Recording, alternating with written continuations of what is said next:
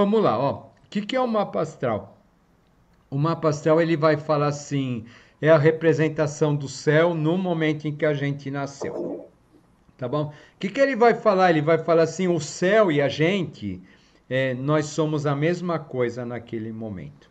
Nós somos uma projeção, sabe? Então, todo aquele movimento estelar, galáctico, etc., de repente é como se ele entrasse num cone assim e ele se fixasse numa pessoa. Ô, Aquela Renê, pessoa, esse ela. negócio do horário, às vezes eu fico meio assim, porque falaram pra gente que a gente nasceu naquele horário. Isso não muda muito, não, né? Isso daí interfere, sim, tá? Mas a Não, gente, a mas gente, acho que a gente, ninguém tem a nossa geração, certeza. né? A nossa geração, a gente nascia assim, eu vejo, era tipo assim, era 15 minutos de diferença, tá? Então era 8, 8 e 15, 8 e meia, 15 para as 9, Eu sabe? ouvi falar 9h30 desde que eu nasci, mas eu não Isso acredito nisso, não. tá. Então aí a gente tem o. Depois de passa uma geração, um pouquinho já é cada 10 minutos, né? Hoje as pessoas elas têm precisão, né? Mas a gente Tem dependia. horário na certidão, meus filhos têm. Isso, mas a gente dependia nossa, daquele relógio que estava na sala de parto, que a gente não sabe se estava adiantado, se estava atrasado, né? Se o médico, que hora que o médico anotou? Ele anotou a hora que a gente realmente nasceu ou a hora que ele terminou de limpar, de fazer todos aqueles procedimentos, né? E tem alguma tolerância no mapa É, ou assim, nenhuma? dentro dessa questão kármica, sabe, que eu abordo assim, ele é bem mais tranquilo em relação a isso, tá? Ah, Tá bom. bom? Porque quando a gente pega a leitura específica mesmo, né, que ela precisa daqueles graus exatos, etc, aí acaba ficando duvidoso, tá bom? Tá, mas dentro dessa minha abordagem, tá, então existe assim, uma tolerância, tá? E você tá muito folgada dentro da faixa de tolerância, tá bom? Tá, Que então a bom. possibilidade da gente errar, assim, tá muito remota diante de tudo isso, tá? Então, o que que acaba acontecendo? Volta, né? Então, aqui a gente tem o céu, né? O céu ele é representado apenas por 12 constelações, né? Por isso que é uma representação, né? Porque o céu não é só 12 constelações.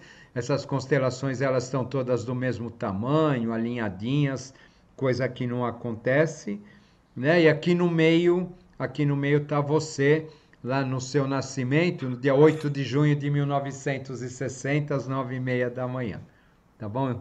Em Catanduva, né? O que que acaba acontecendo, tá?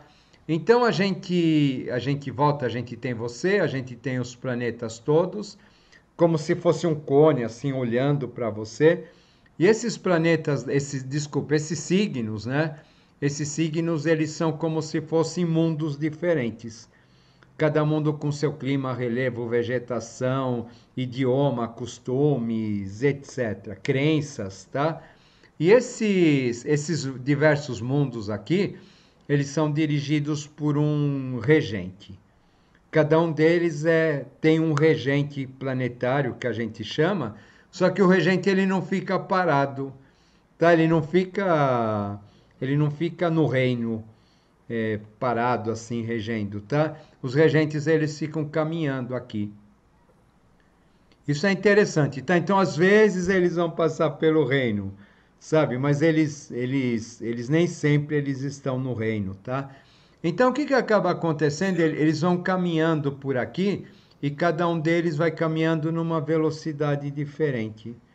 E essa velocidade, então, ela vai desde aquele que caminha mais rápido que a Lua, que ele demora 28 graus, desculpa, 28 dias para dar uma volta completa, até, né, o Plutão, que vai demorar 250 anos para dar uma volta completa.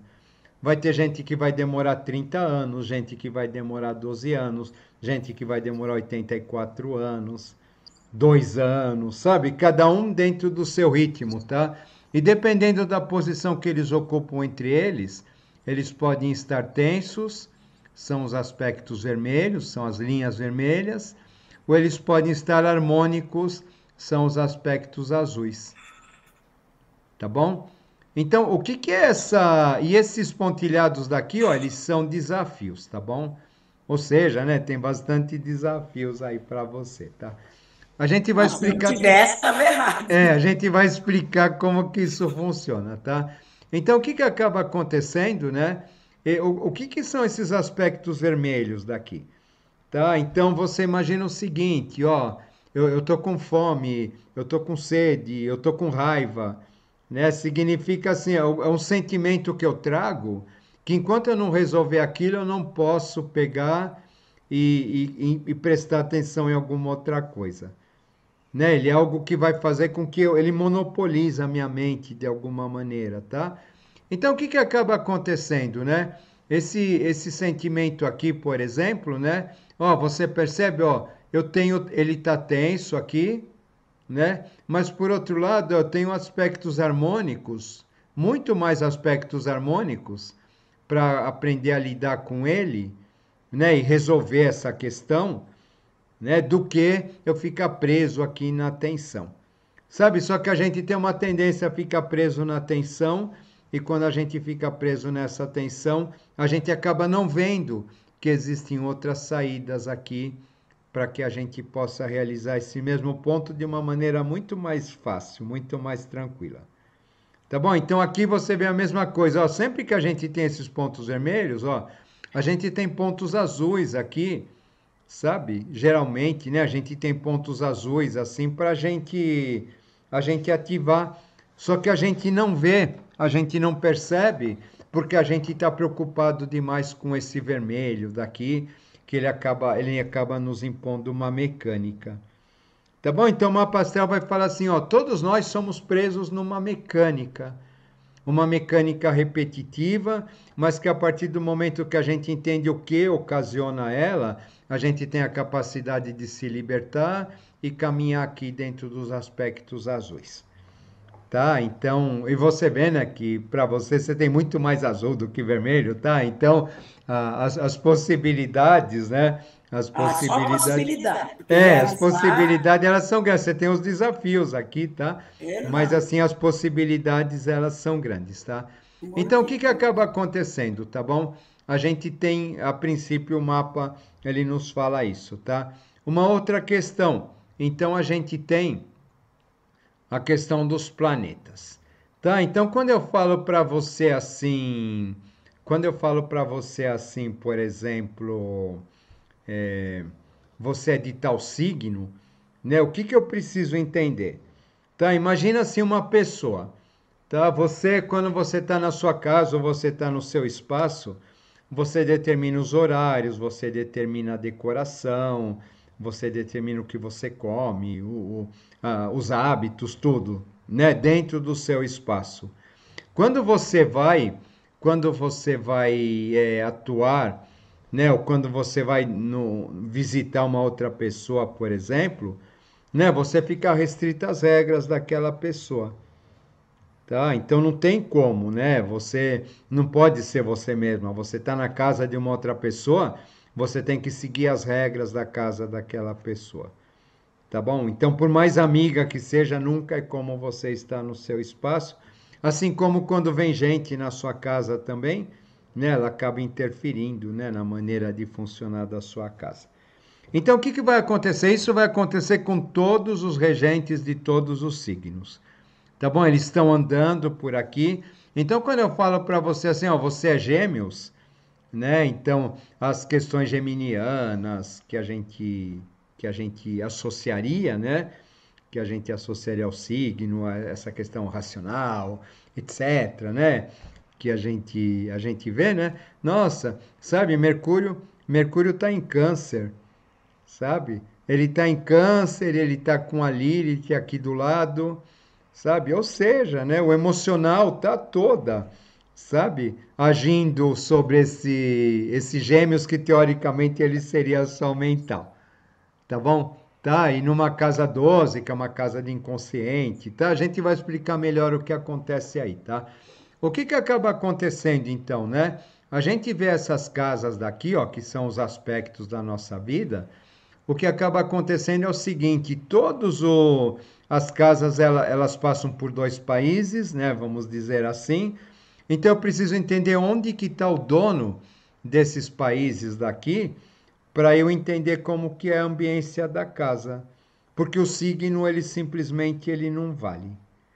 Tá bom? Então, quando eu falo, por exemplo, eu falo em touro, né, que é um signo da terra, pesado, etc, né? Mas a Vênus está em Gêmeos, que é signo do ar. Sabe? Então, essa terra ela ganha assim uma outra qualidade. Tá bom? Isso que vai fazer, né, então, com que as pessoas elas acabem sendo diferentes umas das outras. Tá bom? Ou seja, né, o tempo todo eu preciso entender. Então eu falo assim: ah, você é câncer, sabe? Mas a lua está em Sagitário, sabe? Então esse Sagitário ganha um peso enorme no seu mapa, tá? Embora você sendo câncer, tá bom? Então, né, e essa lua tá tensa, né? Então a gente vai ver o que é tudo isso, tá? Então o que acaba acontecendo, né? Esses planetas eles vão nos falar essas coisas daqui, tá bom? Agora, né, outra questão, né, aí já é muito pouco abordada na astrologia convencional, né? Então a gente tem os planetas teoricamente caminhando todo no sentido anti-horário, porém existem coisas que andam para trás, tá bom? O que é isso que anda para trás, né? Na verdade, nada anda para trás. O que acaba acontecendo, então, você imagina uma estrada ou uma pista de corrida, sei lá, de mão única, onde todo mundo está andando na mesma direção, mas, porém, num determinado momento você olha pela janela do carro e você vê alguém voltando, tá bom? O que isso vai falar, né? Essa impressão de alguém voltando na astrologia, ela vai representar o quê? Os aspectos que estão olhando para trás. Os aspectos que a gente traz dentro de nós, que eles atuam como travas, eles atuam como dificuldades, eles vão falar para a gente assim: ó, existe algo aqui que você não realizou de modo adequado em encarnações anteriores. Agora aquela energia ela vem presa. Então ela vai falar assim para você, ó, você só pode, essa energia você só pode, se você quiser fazer uso dela, você primeiro tem que direcionar ela para os outros. A partir do momento que eu direciono para os outros, eu tenho aquela energia ativada em mim, porém só enquanto eu estou direcionando para os outros. Tá? Então ele vai falar assim, por quê? Porque houve uma falha e essa falha ela precisa ser corrigida. Tá bom? Então, né, isso daqui vão aparecer como os planetas retrógrados. Os planetas retrógrados vão aparecer com esse Rzinho aqui, que a gente vê aqui atrás, tá? Tá vendo? Ó, tem uma letra R, ó. Então esse R vai falar assim, ó, as questões ligadas a Júpiter, ligadas a Saturno, ligadas a Netuno, elas estão retrógradas. Tá? Aí a gente pode pegar um monte de coisa, tá bom? Tá? Então, a questão espiritual, a questão das conquistas daquilo que você almeja no mundo, sabe? A tua estrutura familiar, sabe? Isso daí eles representam aspectos retrógrados, onde você vai ter uma lição para aprender em função de tudo isso. Então, esses aspectos retrógrados, eles vão fazer assim com que a gente, eles vão ser estruturados na infância, mais ou menos, a partir do comportamento de determinadas pessoas. E o comportamento dessas pessoas, eles acabam nos ensinando uma lição ou acabam nos fazendo pensar muito a respeito de determinados valores. Tá bom? Então, né, esses aspectos retrógrados, né, eles vão falar assim, ó, existe uma dívida a ser paga. Enquanto você não pagar essa dívida, né, os setores da sua vida que são regidos por esses planetas, eles simplesmente eles não deslancham. Tá? Porque é um setor onde eu preciso primeiro doar para depois ter. Sabe, se eu ficar esperando ter para depois doar, né, entre aspas, né, as coisas elas acabam não acontecendo. Tá bom? Então isso daqui, né, acaba sendo um ponto super interessante onde a gente vai discutir muita coisa, tá? Aí fala de estrutura familiar, talvez figuras paternas, sabe? Assim, a gente vai ver que esses aspectos, né, eles acabam sendo bastante interessantes, tá? Então, por exemplo, o que é Júpiter? Júpiter representa a fé, tá? O que acontece com a minha fé? Minha fé está retrógrada. Sabe, eu não tenho fé, tá? Mas assim, como que eu vou curar essa minha falta da fé? Eu vou curar a minha falta da fé estimulando a fé das pessoas, tá? Saturno retrógrado, eu me cobro, eu me exijo, sabe? Eu sou uma tirana comigo mesmo, sabe? Assim, o que eu preciso, né? Para eu me libertar disso, né? Eu preciso ser aquela que cuida, eu preciso ser aquela que incentiva as pessoas a serem boas, a serem pacientes, tolerantes consigo mesmas, tá? Tudo que você não é, tá? Quando você consegue, né? Você consegue entender esses pontos, né? E, ó, isso daqui são cobranças por causa disso ou daquilo, a gente vai tentar falar. Então você percebe que aí está o seu caminho, tá bom? O que acaba acontecendo, né? Então eu tenho esses planetas retrógrados, né? O que é interessante no seu mapa está dentro de todos esses aspectos retrógrados, né? Júpiter, Saturno, Netuno. Netuno ele implica numa dívida que a gente precisa pagar com os desvalidos, com aquelas pessoas que estão em situação de fragilidade, tá bom? Tá? A gente vai falar muito dele, tá? Mas dentro desses retrógrados, o Quiron, que a gente tem aqui, ó, o Quiron ele é extremamente positivo. Tá? É um aspecto retrógrado que é positivo. Por quê, né? Eu vou te explicar o Quiron e aí você vai entender melhor o que é isso, tá bom? Volta ainda por enquanto, né? Volta ainda para os aspectos retrógrados. Nós temos aqui, ó, esse outro aspecto, tá bom? Que é a cauda do dragão. O que é a cauda do dragão? A cauda do dragão, ela fala pra gente assim, ela vai falar pra gente assim, o que eu trago como bagagem existencial. Ela vai partir do princípio assim, todos nós trazemos uma bagagem existencial, né? E a partir do momento que a gente nasce, é como se a gente chegasse num aeroporto, a gente chega no aeroporto com aquela bagagem imensa, só que a gente precisa sair do aeroporto, mas a gente não consegue sair sem dar uma finalidade para aquela bagagem, já que a gente não consegue carregar, né? Então, o que vai acontecer? Eu estou no aeroporto com aquela bagagem toda, não consigo carregar, e de repente pode alguma coisa acontecer que eu me sinta inseguro, né? Algum movimento, alguma coisa assim, eu me sinto inseguro, então o que eu faço? Eu corro para onde está a bagagem.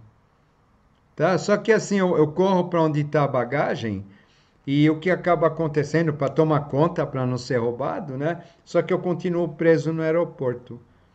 Tá? O que essa bagagem vai falar? Vai falar assim, olha, é uma tendência que eu tenho, é uma tendência que eu trago, uma maneira de ver o mundo, de pensar, de reagir, que todas as vezes que eu fico inseguro, eu corro para esse ponto daqui, e todas as vezes que eu corro para esse ponto aqui, buscando segurança, na verdade, eu acabo ficando presa no aeroporto.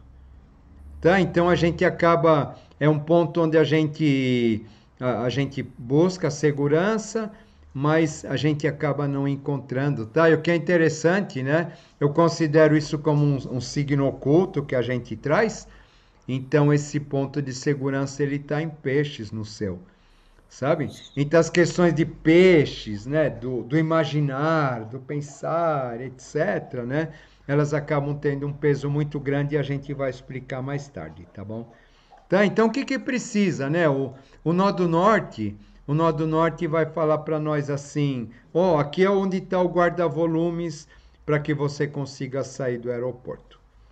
Tá bom? Ele vai nos dar esse caminho, né? Então tem gente que fala assim, ó, isso daqui é o nosso destino que está sendo apontado no mapa. Tá bom? Aí o que acaba acontecendo, né? Tudo bem, eu tenho os planetas retrógrados, tenho os nodos lunares, né, que andam para trás. Agora, o que faz com que eu corra, o que faz com que eu corra para aquele ponto?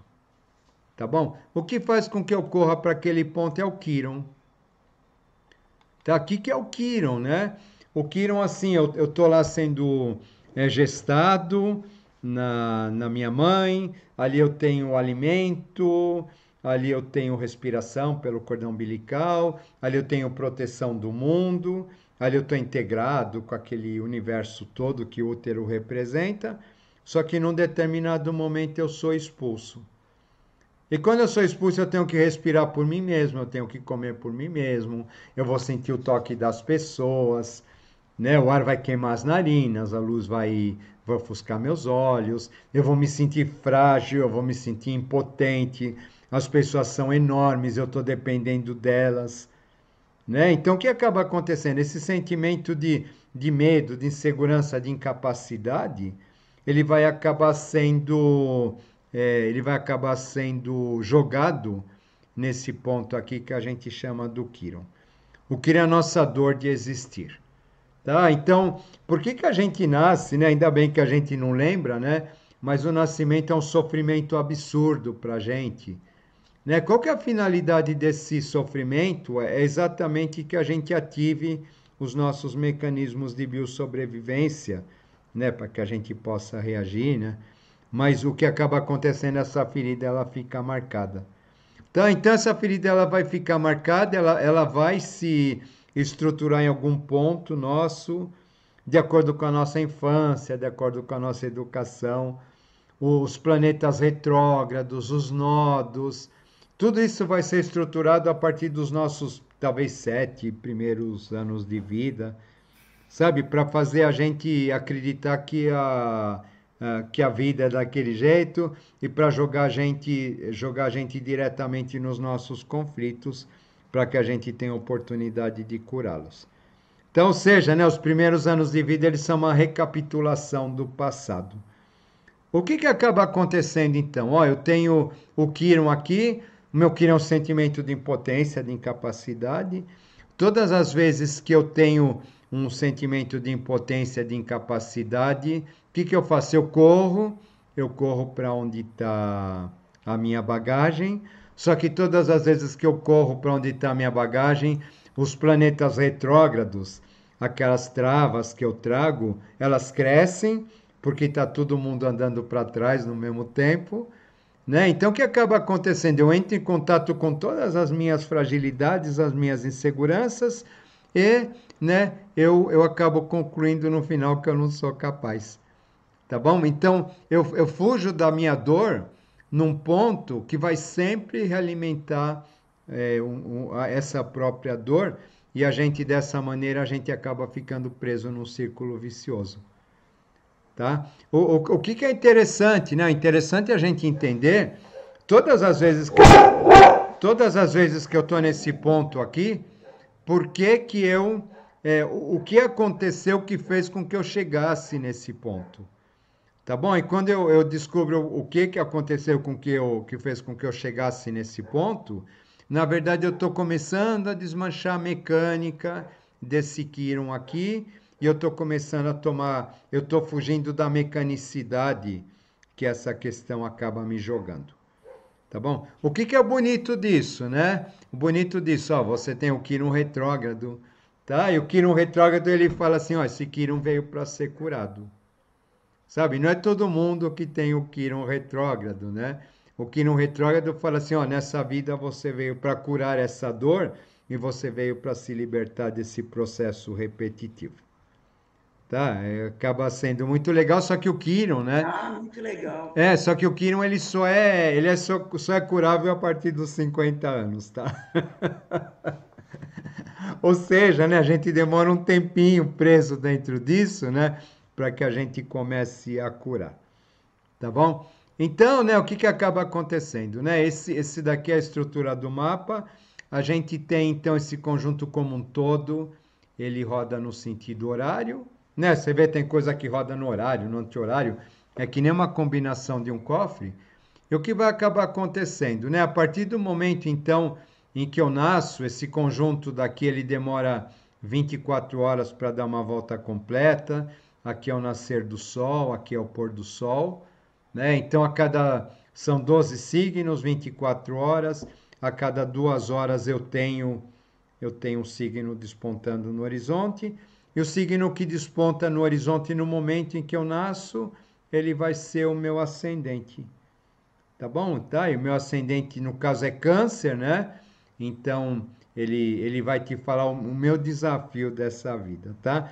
Eu tenho Câncer, mas eu tenho Leão aqui, né? E é interessante a gente perceber, tem muito de Leão na casa 1 também. Então, as questões ligadas a Câncer e as questões ligadas a Leão, elas têm um peso muito grande. O que é isso, né? Isso daí, então, a gente está falando de, assim, num primeiro momento, tá? A gente, quando eu ativo esse ponto daqui, ó, eu tenho Escorpião aqui, ó, até o Plutão, que é o regente de Escorpião aqui na casa 2, volta, até acabo tendo algum retorno financeiro, alguma coisa nesse tipo. Ou eu acabo estruturando, lembra? Aqui eu preciso estruturar uma crença em mim mesmo, algo que seja positiva, né? Então você começa a estruturar isso daqui dentro de você.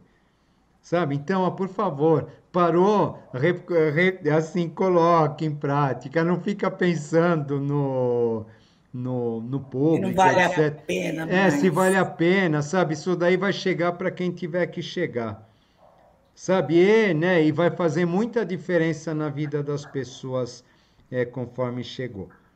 Sabe, a dona Helena falava para nós assim, olha, se de tudo isso tiver sobrado uma pessoa só, já terá valido a pena. Sabe, é isso, sabe? Pega a tua experiência, pega o teu conhecimento, pega a tua percepção. Você precisa compartilhar isso, sabe? O teu karma, entre aspas, né? Netuno retrógrado, sabe? Nem todo mundo vai te entender, nem todo mundo vai acreditar em você. Paciência, sabe? Mas faz a sua parte, paga a sua dívida, né? Isso daqui hoje fica tudo registrado em canais, em coisas desse tipo, sabe? E o importante é que você entrega para o mundo aquilo que você traz dentro de você. Tá bom? Isso daqui acaba sendo fundamental, tá? E você tem muito de cura dentro daquilo que você fala, que você ensina, né? O que acaba sendo fundamental, tá? Aqui, né, a gente tem a casa 4. A casa 4 vai falar da figura do pai, tá bom? Então a gente tem a figura do pai em Escorpião, né? Esse Plutão é um Plutão em Virgem, tá bom? Então essa questão escorpiônica, né, que a gente fala, Plutão em Virgem é um Plutão muito que tem uma visão muito profunda das coisas, sabe assim? Então ele vai te falar, né, que isso daqui de uma certa maneira está relacionado à figura do pai. Sabe, talvez esse pai tenha sido muito crítico, não sei se você veja ele dessa maneira, tá bom? Tá, mas ele vai te falar, né, de um certo modo, né, como a gente tem o Saturno retrógrado aqui, ele vai falar para nós, ó, que essa figura do pai, na verdade, ela acaba sendo um reflexo daquilo também, ele acaba te trazendo também aquilo, aquele ponto no qual no passado você foi falha, ou a maneira como você agiu no passado com as outras pessoas. Tá bom? Então, esse ponto, né, ele vai acabar nos falando a respeito disso daqui, tá? E o Júpiter está retrógrado em Capricórnio, né? O Júpiter, que é o regente de Sagitário, está retrógrado em Capricórnio, reforçando também esse tipo de coisa. Tá bom? Do pai, né? Essa figura do pai, ela acaba tendo esse papel, né? E a nossa lua aqui, tensionada na casa 4, né? Também é uma lua que ela não se sente segura, ela não se sente apoiada, ela não se sente dessa maneira. Tá bom? Invisível. Por outro, a pessoa se sente invisível. Mas né? Você vê que, ó, essa lua tá tensa, o Netuno, onde a gente tem o Netuno, né? A gente não vê ou a gente não é visto. Sabe? Então você vê que esse Netuno aqui na casa 4, ele acaba te falando isso, né? Mas é um Netuno extremamente positivo, sabe?